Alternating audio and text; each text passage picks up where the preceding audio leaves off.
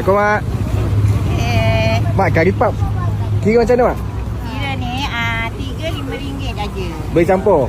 Boleh campur. Kari pap apa je ada? Kita ada juga kari pak sardin, kentang dengan telur. Campur Mak satu-satu lah kan? Satu-satu.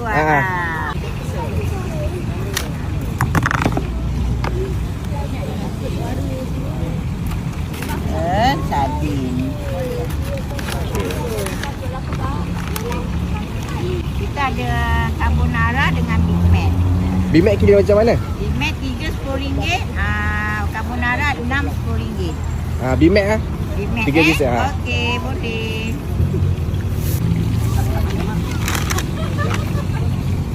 Big Mac Ni daging dengan cheese daging dengan cheese.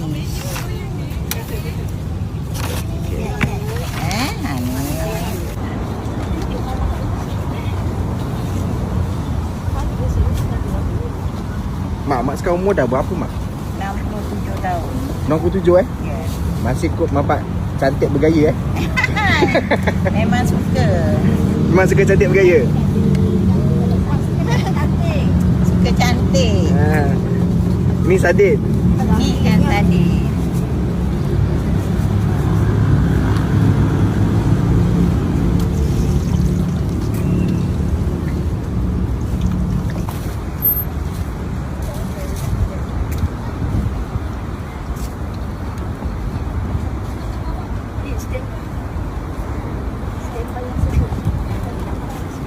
Ni teh kentang.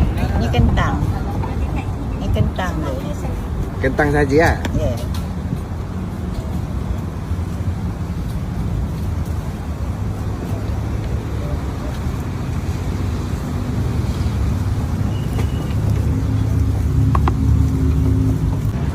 Ni telur. Ni telur. Ni telur masak apa? Macam kari-kari ke? Tak. Telur kita goreng hancur-hancur je.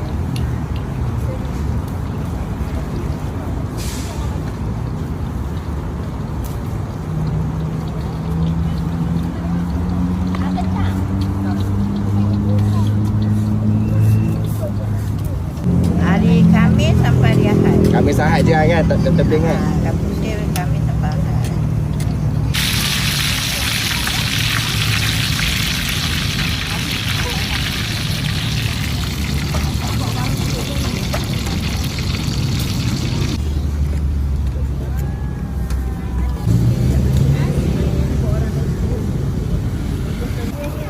Okay Mak. Okay. Terima kasih datang